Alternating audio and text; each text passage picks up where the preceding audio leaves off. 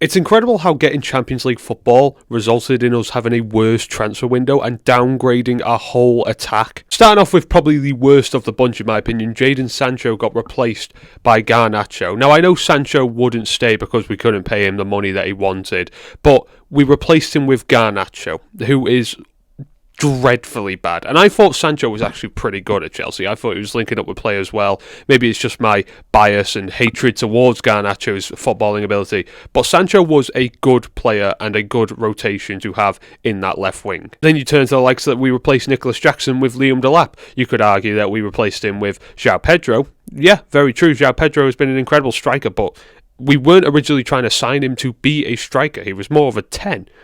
But he's ended up replacing Jackson in strike force, which is great. But Liam Delap as the depth option to João Pedro playing Champions League football was a disgraceful signing. Not to mention that we did go from Nicholas Jackson's backup being Nkunku. Nkunku is a great backup. He could have definitely handled himself in Champions League because that's what he's done. He's got the experience in that field. He is a good backup depth to have.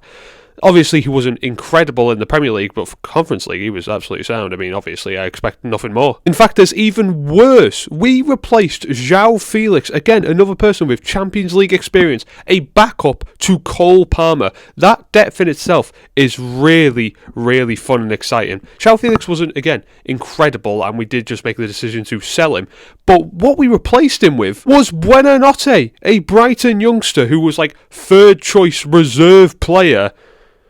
Replaces João Felix. We're playing Champions League football from Conference League, and this is what we've done to the attack. Estra was an improvement on Madueke at least, but unfortunately his injuries have hindered his season. Also, we're relying on an 18-year-old to have to cook in Champions League, Premier League, all these competitions.